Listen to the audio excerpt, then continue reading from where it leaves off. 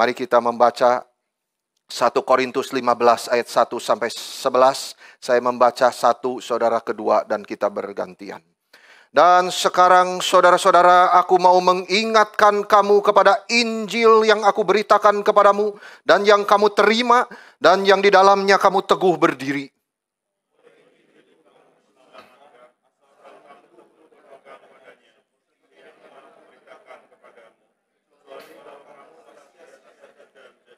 Sebab yang sangat penting telah kusampaikan kepadamu, yaitu apa yang telah kuterima sendiri, ialah bahwa Kristus telah mati karena dosa-dosa kita, sesuai dengan kitab suci.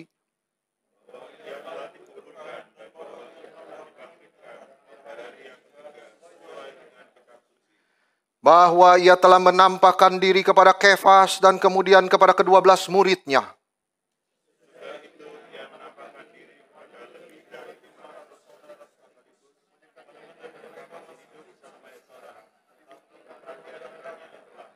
Selanjutnya ia menampakkan diri kepada Yakobus, kemudian kepada semua rasul.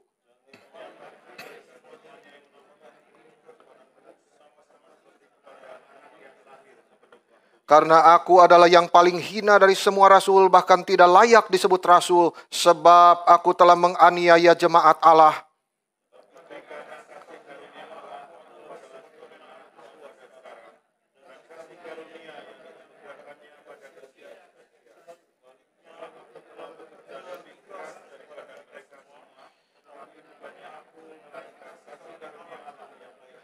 Sebab itu baik aku maupun mereka demikian kami mengajar, dan demikianlah kamu menjadi percaya. Apa yang Paulus tulis di sini, saudara-saudara? Paulus menulis bagian yang luar biasa ini. Begitu fokus, begitu esensial kepada kita sebagai orang Kristen. Paulus bicara kepada orang-orang kudus di Korintus tentang rahasia Injil. Ia membangun kalimat-kalimatnya, menjelaskan apa itu Injil. Dari awal terus dia membangunnya. Paulus berkata, aku mau mengingatkan kamu kepada Injil yang aku beritakan kepadamu, yang sudah aku terima sendirinya. Kamu harus teguh berdiri di dalamnya. Oleh Injil itu kamu diselamatkan, teguh berpegang kepadanya. Paulus ingin kita percaya kepada 3 hal yang sangat penting menjadi orang Kristen. Bahwa Kristus telah mati karena dosa-dosa kita. Bahwa ia telah dikuburkan. Dan bahwa ia telah dibangkitkan. 3 hal ini, saudara. Itulah Injil esensinya. Paulus ingin kita berpegang teguh kepada kebenaran, keyakinan kita bahwa Kristus telah mati untuk dosa-dosa kita. Bahwa ia telah dikuburkan. Dan bahwa ia telah bangkit kembali. Itulah esensi Injil. Dan bagian ini Paulus bicara tentang kebangkitan Kristus. Tetapi Kristus yang dibangkitkan itu tidak mungkin bangkit tanpa mati lebih dulu. Dan dikuburkan lebih dulu. Itu sebabnya saudara, saya mengajak kita merenungkan tentang menjadi orang Kristen. Di dalam 3 aspek yang paling penting ini. Yang pertama, Kristus telah mati. Paulus berkata, Kristus telah mati untuk dosa-dosa kita. Itu esensi Injil yang pertama. Itu artinya menjadi Kristen, kita percaya Kristus Yesus telah mati bagi dosa-dosaku. Saudara-saudara, semua Injil menyaksikan kematian Yesus. Dan mujizat-mujizat menyertai kematian Yesus. Luar biasa, saudara. Injil semua menyatakan itu. Matius mencatat paling mendetil tentang mujizat yang terjadi saat kematian Yesus. Saya mau membahasnya untuk saudara. Yang pertama, ketika Yesus akan mati, kegelapan itu. Kegelapan meliputi seluruh daerah itu dari jam 12. Sengaja ditulis waktunya. Kasih tahu manusia. Jam 12 itu matahari paling terik. Saudara-saudara. Sampai jam 3. 3 jam gelap terus. Mujizat itu. Kegelapan ini bukan akibat letusan gunung, saudara-saudara. Karena tidak ada gunung berapi di Israel. Itu juga bukan gerhana. Karena gerhana hanya terjadi beberapa menit saja. Tetapi kegelapan itu sengaja dicatat 3 jam. Bukan gerhana. Saudara-saudara, itu mujizat dari Tuhan. Yesus mati menjelang Paskah. di mana seharusnya bulan itu purnama, di saat yang tidak mungkin ada gerhana. Ini adalah mujizat dari Tuhan sendiri. Ini adalah intervensi dari Tuhan sendiri. Langit menjadi gelap, matahari di jam 12 menarik dirinya. Dia tidak mau melihat kejahatan, Matthew Henry bilang itu. Dia tidak mau melihat kejahatan yang begitu jahat yang tidak pernah terjadi di kolong langit. Sebelum kegelapan ini, ia mengampuni perampok itu. Ia berjanji kepadanya, hari ini juga kamu akan bersama-sama dengan aku di Firdaus. Ia berkata kepada ibunya untuk dipelihara oleh murid yang dikasihinya. Dan sekarang saudara-saudara, di saat kegelapan itu, ia berteriak, Eli, Eli, lama sabachthani. Ia menanggung dosa-dosa kita sampai ia rela dibuang oleh bapaknya sendiri. Itu kejadian yang luar biasa, saudara-saudara. Begitu menggentarkan sampai ia doa di Getsemani. Begitu peluhnya seperti darah. Karena ini, saat yang paling tidak bisa kita mengerti. Kenapa matahari yang seharusnya bersinar paling terik pun menyembunyi diri? Kegelapan itu menyatakan betapa seriusnya dosa kita. Itu, saudara. Itu dituliskan di dalam kitab suci. Yesus mati kegelapan itu. Itu menyatakan betapa bobroknya kita manusia. Betapa berdosanya kita. Berapa gelapnya hati kita. Semua kejahatan, kebobrokan hati manusia dinyatakan di salib itu. Tetapi sekaligus juga salib menyatakan berapa cinta Tuhan. Cinta kasih Tuhan Yesus kepada kita orang-orang berdosa, oh saudara-saudara. Ia menanggung dosa saya dan saudara. Kristus yang tidak berdosa dibuat menjadi berdosa untuk kita. Itu sebab saudara-saudara kita yang percaya Yesus bersiap menghadapi hari gelap. Jiwa kita bersedia menghadapi kesulitan. Karena Yesus menyertai kita, Ia mencintai kita. Ia yang adalah terang sudah menerima kegelapan yang paling gelap itu untuk kita. Itu mujizat yang pertama, saudara, dicatat di dalam kitab suci. Kegelapan itu menyatakan berapa dosa kita dan cinta Tuhan yang mengambil kegelapan itu untuk kita. Yang kedua, saudara-saudara, kitab suci mencatat, ketika Yesus mati, tabir bait suci terbelah dua dari atas sampai bawah. Itu terjadi ketika Yesus mati. Kenapa tabir terbelah ini penting, saudara? Karena tabir itu menunjukkan bahwa Allah yang Maha Kudus tidak bisa bersatu dengan manusia berdosa. Itu poinnya. Ada tabir yang memisahkan. Tabir itu adalah tirai penyekat antara ruang kudus dan ruang Maha Kudus di bait suci. Di ruang Maha Kudus itu ada tabut perjanjian dengan tutup perdamaian dan dua kerub dengan mengembangkan sayapnya. Dan itu dimengerti umat sebagai kehadiran Allah di tengah-tengah mereka secara simbolis.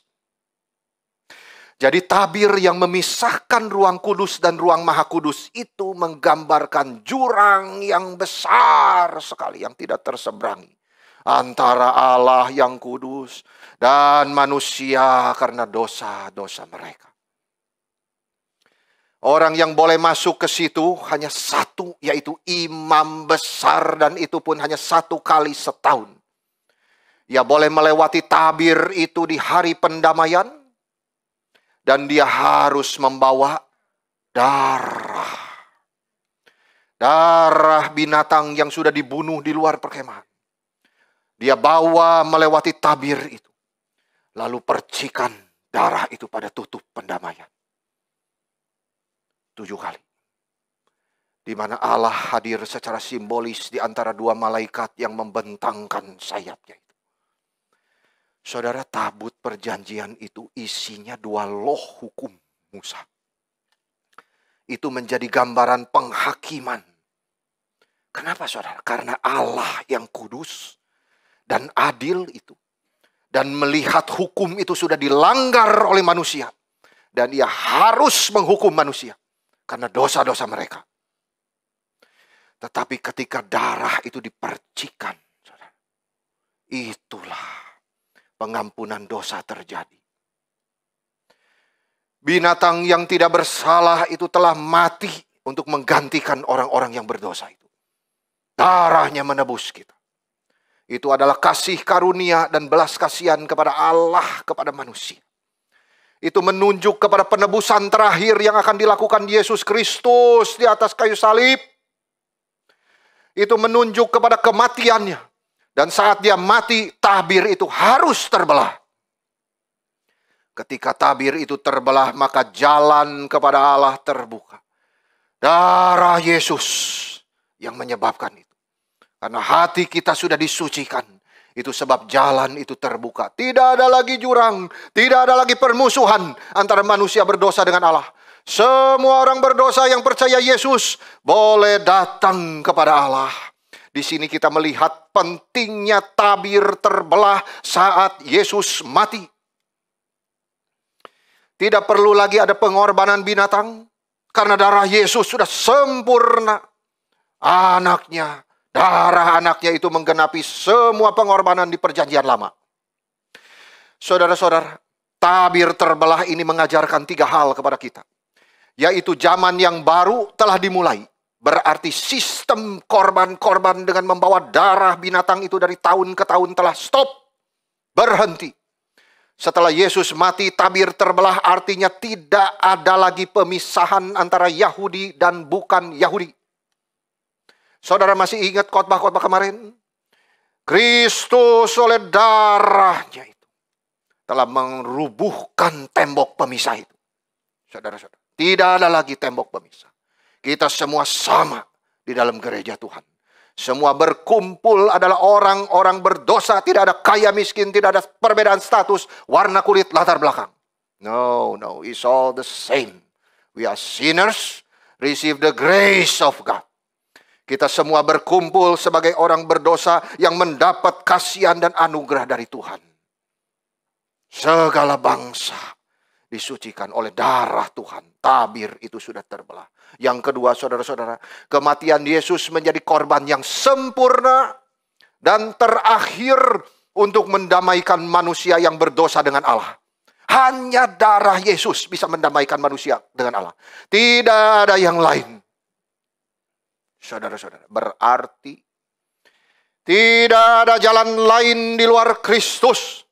Saudara jangan mengangan-angani sembarangan. Karena kitab suci berkata demikian, saudara-saudara. Tidak ada jalan kepada Allah selain di dalam Kristus Yesus. Akulah jalan dan kebenaran dan hidup satu-satunya. Surga dan neraka memang urusan Tuhan, saudara-saudara. Tetapi Yesus adalah jalannya kepada Allah. Satu-satunya, semua orang yang mau datang kepada Allah harus melalui Kristus karena darahnya itu. Hanya darah Yesus yang mendamaikan dosa manusia dengan Allah. Dialah pengantara satu-satunya kepada Allah. Firman Tuhan sudah berkata di dalam 1 Timotius 2 ayat 5-6. Allah itu Esa. Dan Esa pula dia yang menjadi pengantara antara Allah dan manusia. Yaitu manusia Kristus Yesus. Berarti jikalau saudara punya pengantara yang lain, pasti bukan Allah itu yang disembah. Saudara harus berhati-hati. Siapa pengantaramu? Apakah Yesus Kristus? Apakah jimat-jimat itu saudara simpan? Tidak ada, saudara-saudara. Pengantara kita tidak kelihatan. Namanya Yesus. Jangan sembarangan menyimpan pengantara yang kelihatan, saudara. Manusia selalu punya kecenderungan seperti itu. Selalu pengen pengantara yang kelihatan. Yang bisa disembah sujud. No. Pengantara kita satu-satunya yaitu manusia Kristus Yesus yang telah menyerahkan dirinya sebagai tebusan bagi semua manusia. Itu satu-satunya pengantara kita. Berarti saudara jikalau punya pengantara yang lain, pasti bukan Allah yang esa itu yang saudara sembah. Pasti Allah yang lain. Ketiga saudara, melalui kematian Kristus, kita yang percaya kepadanya langsung bisa datang kepada Allah. Saudara, betapa besarnya privilege orang-orang Kristen yang bisa datang langsung kepada Allah. Nih, ini senjata kita. Handphone kita kepada Tuhan. Nothing else. Saudara-saudara, tidak usah tahu nomornya. Tidak usah diingat-ingat saudara kodenya. God, I come to you. Because the blood of Christ in my heart. Dulu mereka perlu minta seorang imam berdoa syafaat bagi mereka. Itu dulu. Tetapi sekarang jalannya terbuka untuk semua orang yang percaya kepada Kristus. Penulis Ibrani menulis hal ini. Ibrani 10, 19 sampai 24. Oleh darah Yesus. Oleh darah Yesus kita sekarang penuh keberanian dapat masuk ke dalam tempat kudus. Bukan GR saudara-saudara. Tetapi kita membawa darahnya. Bukan karena kebenaran kita sendiri, perbuatan baik kita. No. Tetapi karena darah Yesus kita berani masuk menghampiri tempat kudus. Karena ia telah membuka jalan yang baru. Jalan yang baru sudah Tuhan buka. Tabir itu sudah terbelah. Mari kita menghadap Allah dengan hati yang tulus ikhlas. Dengan keyakinan iman yang teguh. Saudara-saudara, ketika Yesus mati, tabir itu terbelah. Sehingga jalan kepada Allah sudah terbuka. Kita bisa masuk menghadap Allah. Karena darah Yesus dialirkan untuk dosa-dosa kita. Itu sebabnya saudara-saudara penting sekali. Saudara yang masih hidup di dalam dosa, bertobatlah. Saudara bisa menipu manusia tetapi Tuhan tidak bisa ditipu. Saudara yang masih berzina, bertobatlah. Saudara yang masih berjudi, bertobatlah saudara-saudara. Because the way is open to Jesus Christ. By the blood of Him. Oleh karena darah Tuhan, saudara masih dikasihi. Selama masih kesempatan itu diberi, silakan datang kepada Tuhan. Saudara-saudara. Tuhan tahu apa yang sedang saudara kerjakan. Apakah saudara sedang menipu dia, atau saudara sedang mencintai dia. Semua dilihat motivasinya oleh Tuhan. Tuhan tidak seperti kita yang melihat luar, saudara-saudara. This is your heart. Dia sedang melihat saudara satu persatu. Apa yang saudara kerjakan di dalam hatimu itu. Jangan terus mengeraskan hati saudara. Mungkin saudara masih mendengarkan firman Tuhan, tetapi apakah saudara membaca kitab suci di rumahmu? Saudara, saya mau menantang saudara. Jikalau saudara masih menyimpan dosa di hatimu, engkau buka kitab suci pun takut. Saudara-saudara. Mungkin saudara masih bisa mendengar lewat media massa. I don't care of that. Do you read your Bible every day? Tanda satu-satunya orang yang percaya Tuhan, yang mengasihi Tuhan, yang menyimpan Tuhan di dalam hatinya, saudara-saudara, adalah read the Bible. Karena buku ini adalah surat cinta dari Tuhan. Saudara-saudara, tidak ada, saudara, semua fenomena itu di luar. Semua di luar itu bisa tipuan saja. Tetapi saudara, jikalau di kamarmu membuka firman dan membaca, itu hatimu begitu taat, begitu tunduk. Darah Yesus di hatimu. Engkau tahu, tidak ada lagi pemisah. Engkau bisa datang kepada Allah. Ya Allah, aku mau membaca firman-Mu. Tanamkan di dalam hatiku terus firman-firman itu. Saudara-saudara tahu ada satu ayat indah sekali di dalam firman Tuhan. Firman Tuhan itu melalukan kita daripada hal-hal yang hampa di dalam dunia ini. Saya tidak bisa membahas detail, saudara, karena itu bukan bagiannya. Tetapi saudara, orang yang betul-betul membaca, merenungkan firman, jalan itu lurus adanya. Ada kesulitan, ada. Tetapi diluruskan oleh Tuhan. Karena itu janji Tuhan. Andalkan Tuhan, maka Ia meluruskan jalanmu. Tetapi jikalau engkau terus bersandar kepada pikiran pengertianmu sendiri, no, Jalan akan sengaja dibikin berkelok-kelok. Makin susah, saudara-saudara. Itu sebabnya, saudara. Bukalah kitab suci, bacalah. Kembalilah kepada Tuhan. Dia mengasihimu. Tuhan Yesus sudah menebus saudara dari tangan setan dan membawa kepada Bapa. Firman Tuhan di dalam Roma 13, hari sudah jauh malam, telah hampir siang. Marilah kita menanggalkan perbuatan-perbuatan kegelapan. Agustinus, saudara-saudara, hidup menyimpan gundik. Ketika dia belum bertobat, saudara-saudara, dia ada simpan wanita di luar pernikahan. Dan dia memiliki anak. Satu hari di taman, saudara-saudara, dia mendengar anak kecil, tolelege, tolelege. Artinya ambil dan bacalah, ambil dan bacalah. Dia kaget sekali, saudara. Ambil, karena Roma ini, 13-12. Hari sudah jauh malam, telah hampir siang. Marilah kita menanggalkan perbuatan-perbuatan kegelapan. Air mata bercucuran. Saudara-saudara, sejak itu dia menjadi bapak gereja yang terbesar di dalam sejarah. Saudara masih bisa kembali kepada Tuhan. Karena saudara masih diberikan nafas itu. Saudara masih bisa memegang buku suci ini. Return to God. Kembalilah kepada Tuhan, saudara. Yesus sudah mengambil kegelapan di dalam hati saudara. Jangan kembali lagi hidup di dalam kegelapan. Tabir sudah terbelah. Jalan itu sudah terbuka. Maukah saudara kembali kepada Tuhan? Saudara menjawab sendiri. Yang ketiga, saudara-saudara, mujizat yang terjadi, kitab suci berkata bahwa saat Yesus mati, gempa bumi terjadi. Bukit-bukit batu terbelah, membuka batu-batu kuburan di sekitar tempat penyaliban. Dan banyak orang-orang kudus yang meninggal bangkit. Luar biasa, saudara. Mujizat, kuasanya kebangkitan Kristus.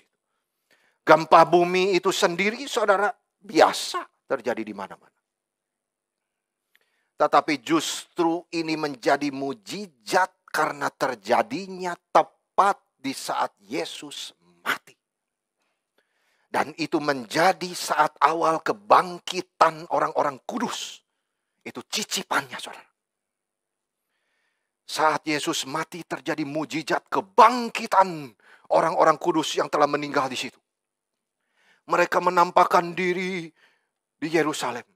Nah, saudara-saudara, kita tidak tahu orang-orang kudus ini sudah meninggal lama. Dan berapa lama mereka hidup lagi, kita tidak tahu. Apakah itu tubuh kebangkitan, sehingga mereka bisa langsung diangkat ke surga seperti Elia? Atau mereka harus mati lagi? Kita tidak tahu, kitab suci tidak memberitahu. Kita tidak boleh berspekulasi. Kenapa mereka ke Yerusalem, saudara? Siapa yang mereka ketemu? Dan mereka bicara apa kepada orang-orang di Yerusalem? Kita tidak tahu. Kitab suci silent.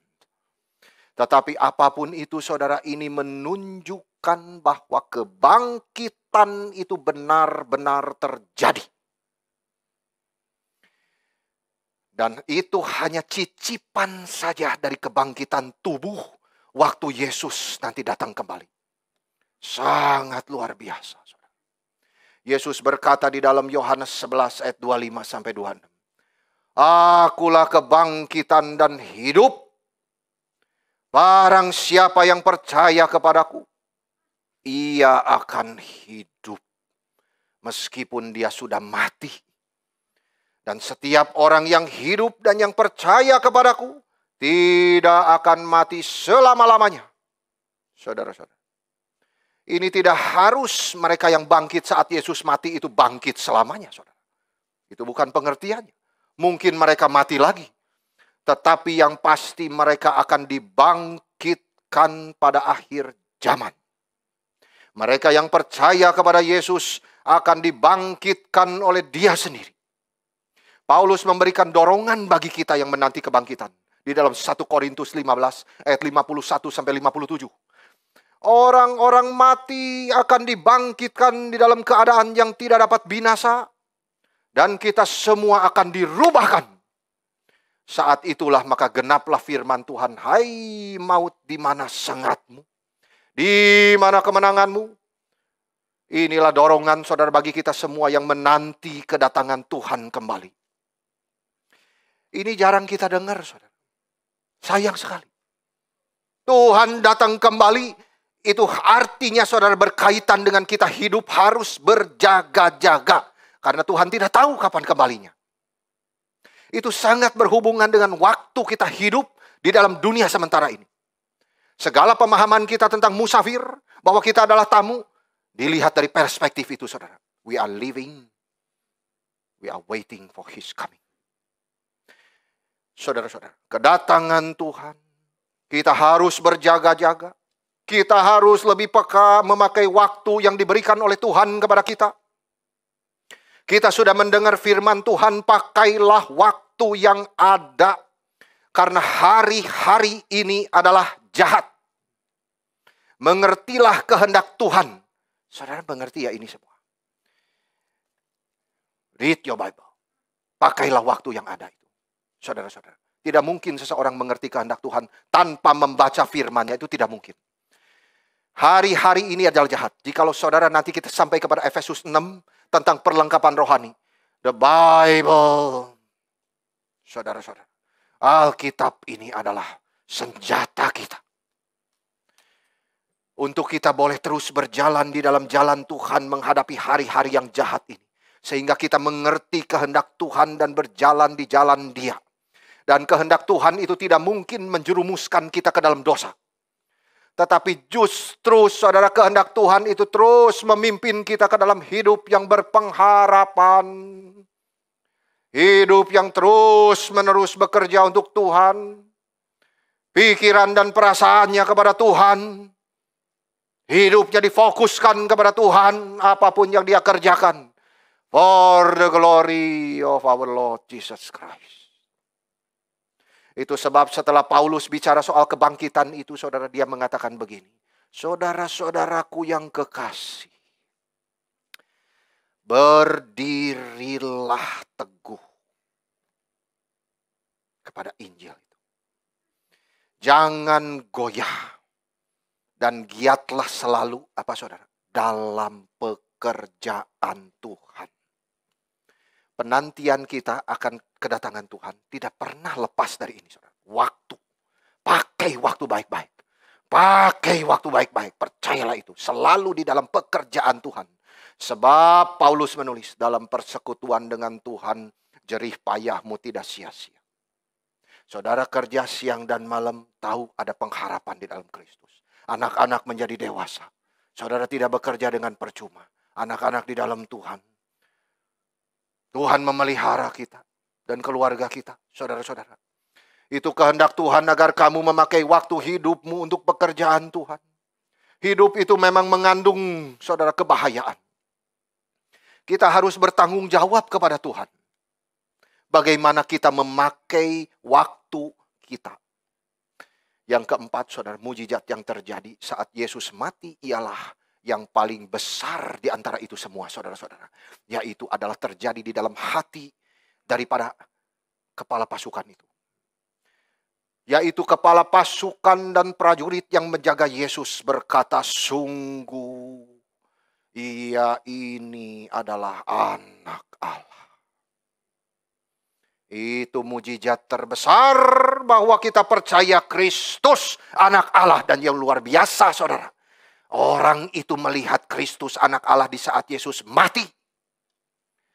Itu yang luar biasa, saudara. Bukan di dalam glorinya Yesus yang bisa memberimu kekayaan. Yesus yang memberimu kesembuhan. No, no. Di saat Yesus mati, dia menyebutkan, He is the Son of God. Saudara-saudara, mereka yang berdiri di pinggir salib itu, mereka menjalankan tugas mereka. Menyalibkan Yesus. Saudara-saudara, kita bisa menganggap mereka itu bukan orang percaya tadinya.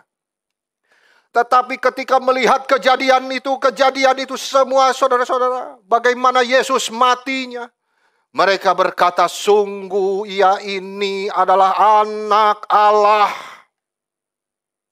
Saudara, jangan pikir kejadian-kejadian yang menimpa hidupmu yang diizinkan oleh Tuhan itu tidak ada tujuan. Ada, saudara. Semuanya menuntun saudara datang kepada Tuhan. Supaya saudara bisa melihat bahwa Tuhan itu adalah Allah. Dan dia berkuasa atas hidupmu. Dia yang sudah membeli saudara dengan darahnya itu. Dia ingin saudara hidup dalam kesucian. Karena saudara itu milik dia. Saudara-saudara. Semua kejadian demi kejadian di dalam hidup saudara membawa saudara kembali melihat Yesus sebagai anak Allah yang berkuasa di dalam hidup saudara. Pengetahuan mereka itu, saudara, masih sangat mendasar sekali. Saya tidak menghina akademik, sama sekali tidak, saudara-saudara. Karena setiap orang harus bertumbuh di dalam pengenalan itu. Tetapi akademik pengetahuan itu bukan yang paling penting sama sekali, saudara. Itu orang ini, saudara, sangat sederhana pengetahuan. Tapi mereka begitu peka atas kejadian yang terjadi. Saudara-saudara, lalu mereka berteriak dengan hati yang penuh iman itu. Sungguh engkau adalah anak Allah. Imannya itu berdasarkan pengetahuannya begitu simpel, saudara-saudara. Yesus adalah anak Allah. Dan mereka melihat itu justru waktu Yesus mati. Saudara jangan takut membaca firman Tuhan sendirian. Karena ada roh Tuhan. Ada buku-buku komentari saudara bisa membaca. Saudara tidak boleh menjadikan ini alasan saudara tidak boleh membaca Alkitab sendiri. No. Saudara ambil kitab sucimu, baca. Saya bertemu seorang saudara-saudara di daerah Alor yang begitu jauh. Yang begitu tidak terjangkau, orang di gunung. Yang tidak ada pendidikan, tidak ada sekolah tinggi. Tetapi ketika saya berbicara dengan dia, saudara, luar biasanya kuasa Tuhan. Dia mengerti begitu banyak, saudara, teologi reform itu. Teologi yang benar-benar menuju kepada Kristus Yesus. Saya heran, Tuhan, kenapa engkau bisa? Ajaiblah kuasamu, Tuhan. Engkau tidak suruh orang sekolah doktor semuanya. Tidak, saudara. Untuk bisa mengerti firman ini. Semua orang paling berpendidikan sampai yang tidak. Tuhan tahu bagaimana membuat saudara mengerti di dalam pengetahuan yang dasar itu. Lalu bertobat kembali kepada Tuhan. Itu yang Tuhan inginkan, saudara. Jangan sampai kita banyak tahu lalu berkelat-kelit, saudara. Doktrin ini itu sehingga kita berbuat dosa. Itu paling tidak boleh, saudara. Tuhan tidak mengizinkan hal itu terjadi. Semua saudara harus didasarkan kepekaan hati kita. God, saya bisa membuka ini karena darah-Mu yang telah memecah tabir itu. Saat kita di tengah malam yang gelap, saudara, kemiskinan, kesulitan terjadi. Apakah kita bisa seperti prajurit itu? Melihat Yesus ada menyertai saudara. Itu luar biasa, saudara. He is dead, but he is the Son of God. Yesus sudah menerima kegelapan itu di atas kayu salib. Justru itu memampukan kita memuji Tuhan di tengah malam yang gelap. Pegang tangan Tuhan, saudara. Dia telah mati untuk dosa-dosa kita. Itu yang pertama. Yang kedua, saudara, apa artinya menjadi orang Kristen? Esensi Injil yang kedua ini mengatakan bahwa Kristus telah dikuburkan. Saudara juga jarang mendengar ini. Biasanya setelah mati langsung kebangkitan. Paulus dengan jelas berkata, ia telah mati untuk dosa-dosamu. Ia telah dikuburkan. Dan ia telah dibangkitkan kembali pada hari yang ketiga. Kitab suci memberikan kesaksian bahwa Yesus telah dikuburkan di dalam semua Injilnya. Itu sudah disegel, saudara. Tidak boleh ada lagi yang bermain-main, saudara. Tidak percaya kepada fakta di dalam sejarah itu. Inilah apa yang menjadi keyakinan kita sebagai orang Kristen bahwa Yesus telah dikuburkan. Kita jarang memikirkan hal ini, saudara. Tetapi Paulus mengajarkan kita semua setelah mati, Yesus dikuburkan. Kenapa, saudara? Kenapa penguburan Yesus begitu pentingnya? Karena itu menunjukkan bahwa Yesus benar-benar mati. Saudara-saudara, kitab suci mencatat di dalam Markus 15 ayat 44 sampai 45. Ini fakta sejarah. Pilatus mendengar Yesus mati. Lalu dia tanya kepada kepala pasukannya, saudara-saudara. Dan setelah didengar laporannya bahwa Yesus mati, sungguh-sungguh mati, Pilatus memberikan mayat itu kepada siapa, saudara? Yusuf Arimatea. Nah ini sesuatu, saudara, yang dicatat untuk menjadi sesuatu breaking news. Who is he? Siapa dia? Namanya tidak pernah kita dengar. Tiba-tiba muncul seperti itu, saudara. Yusuf Arimatea. Tidak pernah ada cerita apapun sebelum ini dan setelah ini. Namanya tidak pernah disebut-sebut. Justru itulah keindahannya, saudara. Ketika para rasul lari semua, Maria diam, dia malah kerja. That is the beautiful of the gospel. Para rasul dan Maria memang setia mengikut terus, saudara, kelihatan di mana-mana bersama dengan Yesus. Tetapi Yusuf Arimatea justru cuma ada di saat Yesus sudah mati. Seolah-olah ini, saudara-saudara, kita bisa saja berkata, oh, kamu di mana saja? Ya, bisa saja muncul saat sudah mati. Saat kamu hidup, kamu tidak pernah melayani dia. Saudara-saudara, inilah Yusuf Arimatea yang diberikan Tuhan kepada kita. Ada dua hal paling tidak yang kita bisa lihat, saudara-saudara. Dia yang tadinya itu secret believer. Dan yang kedua, saudara, dia sangat peka di hatinya. Dia mau belajar, saudara, bahwa ada kesempatan yang diberikan di dalam waktu hidup dia itu. Ada saatnya ketika anugerah Tuhan itu diberikan, saudara, kita harus berani menyatakan iman kita kepada orang lain. Kita tidak bisa sembunyi terus, saudara. Kita dipanggil sebagai garam dan terang dunia. Saudara adalah garam dan terang dunia. Saudara tidak pernah menjadi garam dan terang. Saudara adalah garam dan terang. Don't be a secret believer. Tidak bisa menyembunyi diri terus. Karena kita dipanggil menjadi saksi. Kita tidak pernah boleh terus bersembunyi.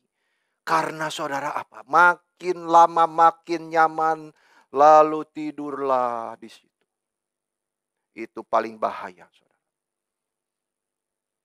Tidur rohani itu yang paling bahaya. Jikalau masih ada firman Tuhan yang membangunkan saudara, saudara harus berbahagia sebagai manusia. Karena Tuhan masih mengasihi saudara. Firman Tuhan di dalam Efesus 5. Hai kamu yang tidur, bangunlah. Perhatikan ini saudara. Bangun itu apa? This is the meaning. Perhatikanlah bagaimana kamu hidup. Itu artinya bangun. Saudara. Always aware. Am I living in sin? Apakah saya ini terus-menerus di dalam dosa? Saya sudah ada darah Yesus. Saudara, peka sekali dia. Bagaimana kamu hidup? Paulus melanjutkan, jangan seperti orang bebal. Itu penting sekali, saudara. Karena orang bebal tidak mau firman. Orang bebal maunya saudara-saudara tidak mau percaya Tuhan. Tetapi Paulus berkata, tapi jadilah bijaksana. Selalu saudara lagi-lagi Paulus membawa kita, pakailah waktu yang ada.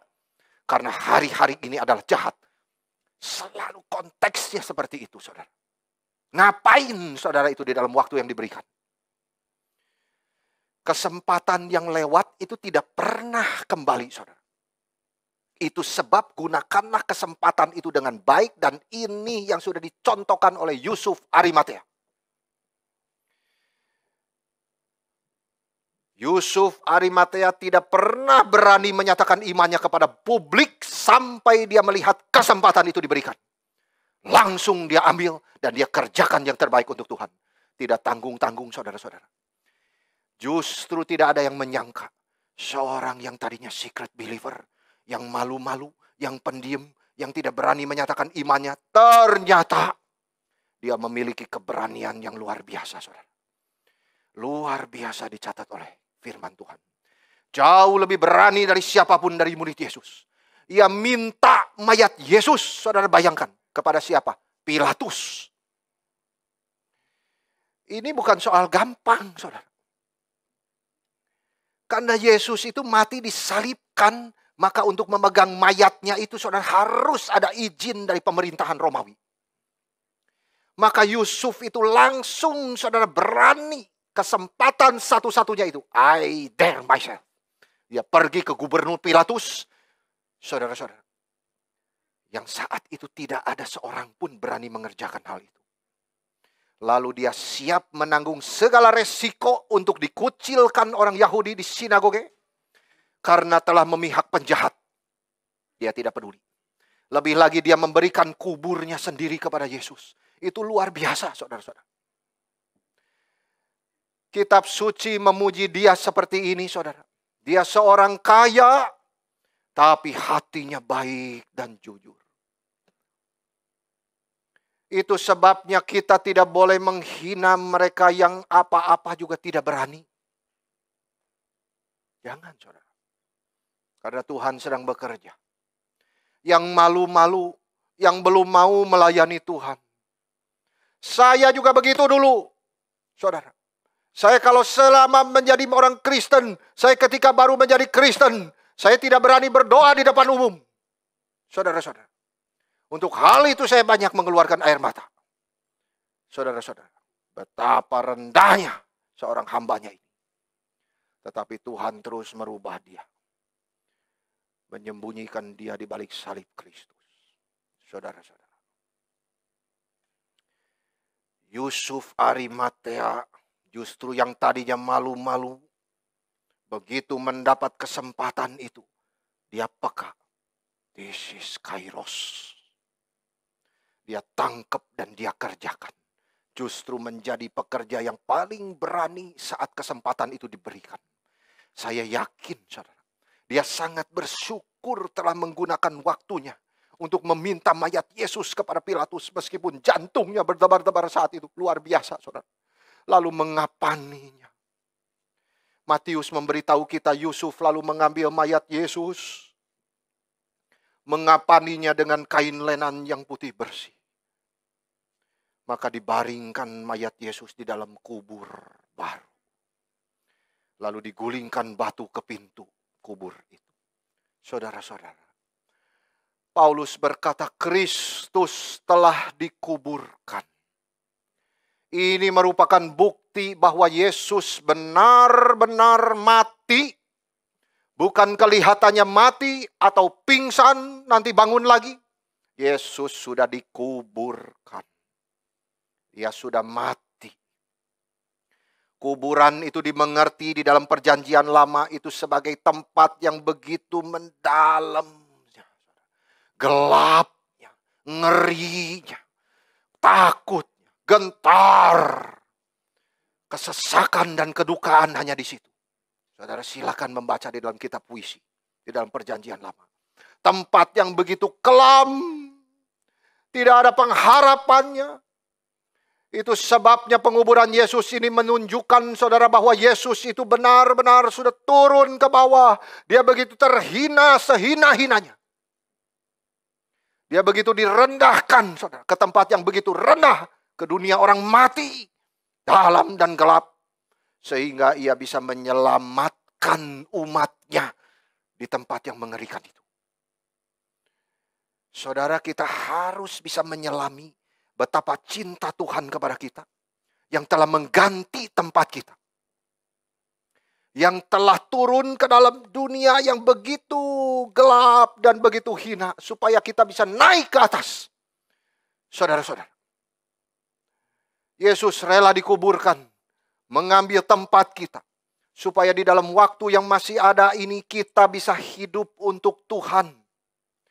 Saudara-saudara, mumpung masih siang, cepatlah bekerja untuk Tuhan.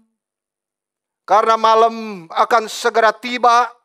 Dan tidak ada seorang pun bisa kerja lagi. Itu firman Tuhan. Lalu Paulus berkata, saudara-saudara, ia bukan saja telah mati dan telah dikuburkan, tetapi ia juga telah dibangkitkan. Paulus berkata, ia telah mati untuk dosa-dosa kita. Ia telah dikuburkan. Dan bahwa ia telah dibangkitkan pada hari yang ketiga sesuai dengan kitab suci. Bahwa ia telah menampakkan diri kepada Kefas, kepada ke-12 murid, kepada lebih dari 500 saudara sekaligus. Yakobus dan semua rasul. Dan yang paling akhir menampakkan diri juga kepadaku. Paulus sengaja mengatakan Kristus mati dan dikuburkan dulu supaya kita sadar kebangkitan ini adalah kebangkitan tubuh Yesus. Saudara-saudara, kebangkitan Yesus itu benar-benar nyata karena dia bisa dilihat dan dia bisa dipegang. Dia menasehati jemaat, saudara, kamu harus berpegang teguh kepada Injil kebenaran ini. Kalau Yesus tidak dibangkitkan dari kematian, maka Paulus meneruskan, kekristenan itu isinya pengharapan yang kosong. Dan semua kita yang percaya, saudara-saudara, masih hidup di dalam dosa-dosa kita. Yesus harus bangkit. Kalau Yesus tidak bangkit, berarti Yesus salah terhadap perkataannya sendiri. Bahwa dia akan bangkit. Yesus salah bahwa dia adalah anak Allah. Kalau dia bukan Allah, maka kematiannya di kayu salib tidak bisa menebus dosa-dosa kita. Tetapi yang benar adalah dikatakan oleh Paulus, Yesus telah mati untuk dosa-dosa kita.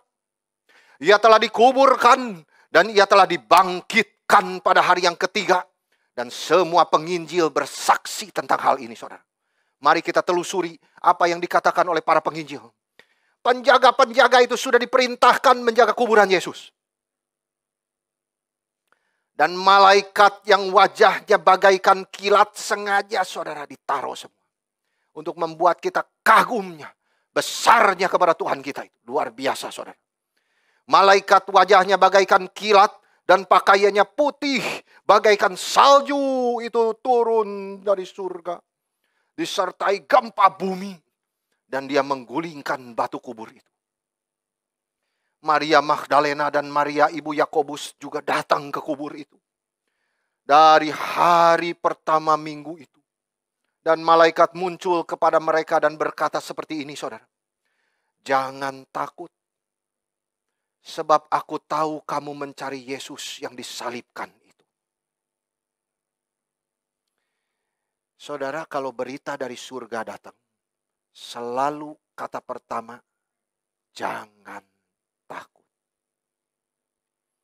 Berarti kita itu takut sebenarnya, saudara. Menghadapi kekudusan Tuhan, keadilan Tuhan, kebesaran Tuhan.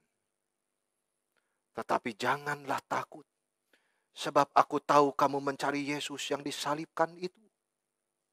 Ia tidak ada di sini. Sebab ia telah bangkit. Sama seperti yang telah dikatakannya sendiri. Mari lihatlah tempat ia berbaring. Segeralah pergi dan katakanlah kepada murid-muridnya bahwa ia telah bangkit dari antara orang mati. Ia mendahului kamu ke Galilea, di sana kamu akan melihat dia. Pesan malaikat jelas bahwa Yesus sudah bangkit. Dan Injil mencatat ia menampakkan dirinya kepada Maria Magdalena. Dan Maria yang lain itu lalu kepada Petrus, lalu kepada 2 murid yang jalan ke Emmaus, dan kepada para murid yang berkumpul di ruang atas. Dan Paulus menambahkan, Yesus menampakkan diri kepada 500 saudara, dan yang paling akhir kepada dia sendiri. Paulus sendiri yang menulis surat ini, saudara, menyaksikannya kepada kita semua. Dia pernah bertemu Yesus yang bangkit itu di jalan ke Damaskus. Itu sebab ia berkata, jika Kristus tidak dibangkitkan, maka sia-sialah kepercayaan kita. Dan kita yang hidup, masih hidup di dalam dosa-dosa kita. Banyak orang masih belum percaya Yesus bangkit, saudara. Di zaman itu berita kebohongan sudah mulai dikeluarkan. Pinter dan liciknya setan itu, luar biasa, saudara. Dikatakan Matius mencatat kubur itu dijaga. Penjaga juga ada di situ ketika malaikat datang. Dan menggulingkan batu itu dan sangat ketakutan.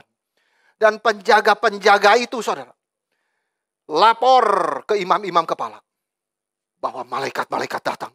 Mereka membuka kubur dan tubuh Yesus tidak ada di situ. Tetapi apa saudara kenyataannya? Mereka bukan saja tidak mau percaya mendengar kesaksian mujizat itu. Mereka malah membenci Yesus. Maka mereka mengadakan konspirasi jahat dan memberikan uang yang besar kepada penjaga-penjaga itu untuk apa saudara? Berbohong. Saudara harus hati-hati. Uang di bawah meja untuk saudara berbohong. Tidak boleh. Saudara-saudara, kita harus berdagang dengan jujur kepada Tuhan. Karena kita orang-orang yang sudah diselamatkan oleh Tuhan. Mereka mengadakan konspirasi jahat memberi uang yang besar kepada penjaga-penjaga itu untuk mereka berbohong.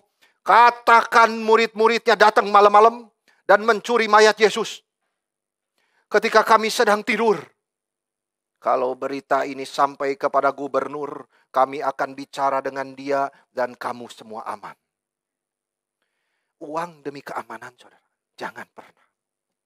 No such thing. Dan cerita itu tersiar di antara orang Yahudi sampai sekarang. Memang sudah terbukti, saudara. Banyak yang belum percaya berita kebangkitan Yesus sampai hari ini. Dan masih juga ada orang yang tulis-tulis buku tentang kebohongan itu. Paulus berkata, saudara, jika Kristus tidak dibangkitkan, maka sia-sialah kepercayaan kamu dan kamu masih hidup di dalam dosamu. Apa yang Paulus ajarkan di sini, saudara? Paulus menekankan kebangkitan tubuh fisik Yesus. Memang kebangkitan secara prinsipil membawa kebaruan, saudara. Tetapi ini yang bukan Paulus inginkan. Paulus menginginkan kita mengerti bahwa Yesus yang telah mati dan dikuburkan itu telah bangkit dengan tubuhnya sendiri. Tubuh yang telah dikuburkan dan telah mati itu. Yesus bangkit dengan tubuhnya itu. Orang-orang Korintus sulit menerima kebangkitan tubuh, saudara. Paulus menjelaskan terus bahwa tubuh kita juga akan dibangkitkan seperti Kristus. Seperti juga tubuh Kristus yang sudah mati dan dikuburkan itu dibangkitkan. Demikian kita. Yesus Kristus dibangkitkan dari kubur dengan tubuhnya. Ada kesamaan, saudara, tentunya. Dan ada juga perbedaan. Tetapi itulah juga yang akan terjadi kepada kita. Saat kita dibangkitkan. Paulus berkata, saudara, ketika kita tidak percaya kepada kebangkitan tubuh Kristus, maka sia-sialah pemberitaan kami dan kepercayaan kamu. Ini menjadi Kristen, saudara. Karena kita percaya kebangkitan tubuh. Saudara mengucapkan ini setiap minggu, bukan? Di dalam pengakuan iman.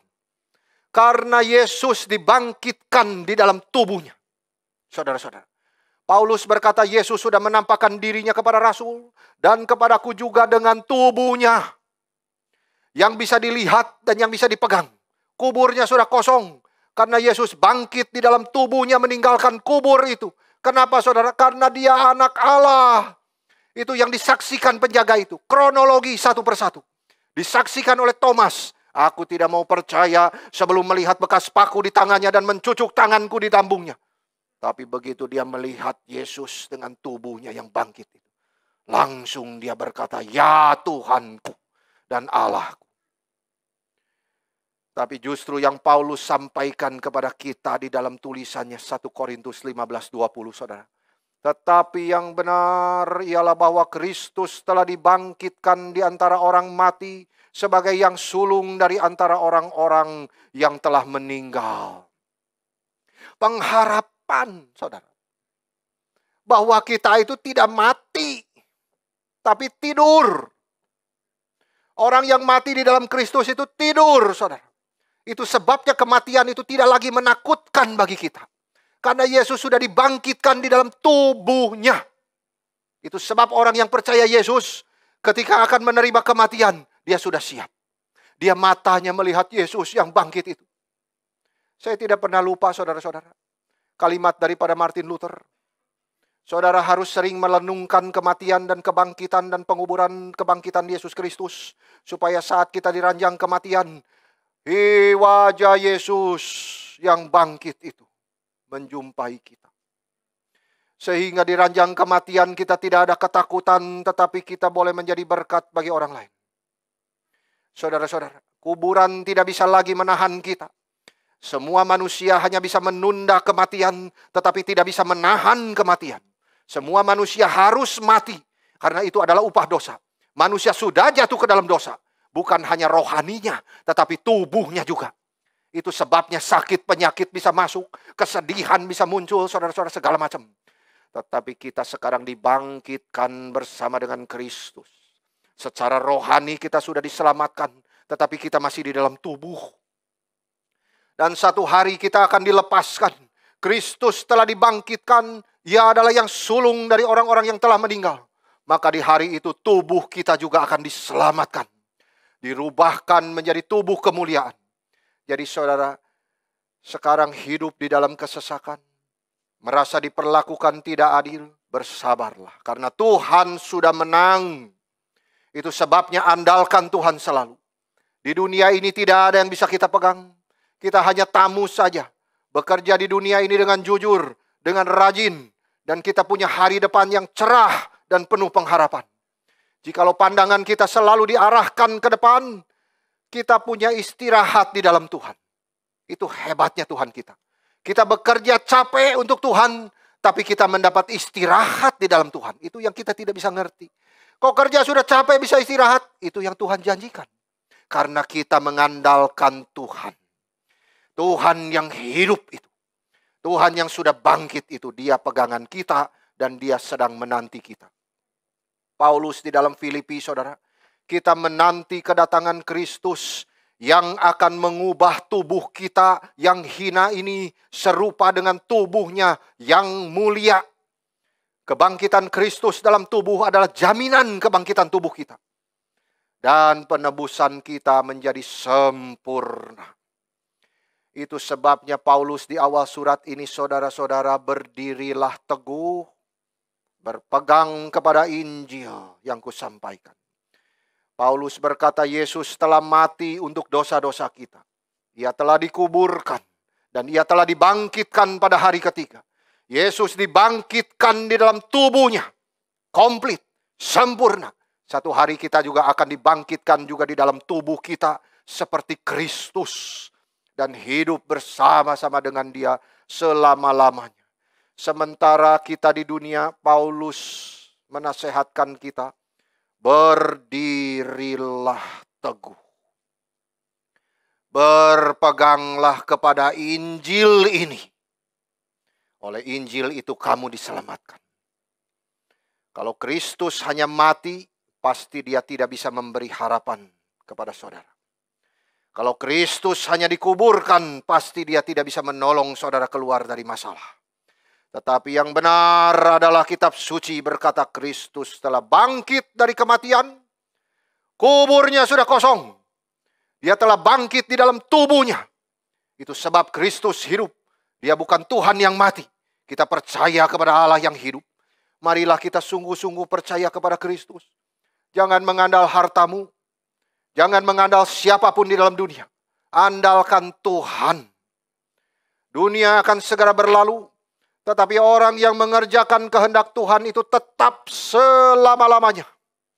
Firman Tuhan selalu mengajar kita untuk percaya kepada Tuhan dengan segenap hati kita. Kenapa saudara? Karena Tuhan yang kita percaya itu hidup. Tuhan tidak mati dan tidak tinggal terus dikubur. Dia bangkit. Percayalah kepada dia. Jangan mengandal pengertianmu sendiri. Dan Tuhan akan meluruskan jalanmu. Paulus berkata, ia telah mati untuk dosa-dosamu. Ia telah dikuburkan dan ia telah dibangkitkan. Berdirilah teguh di atas keyakinan ini. Amin.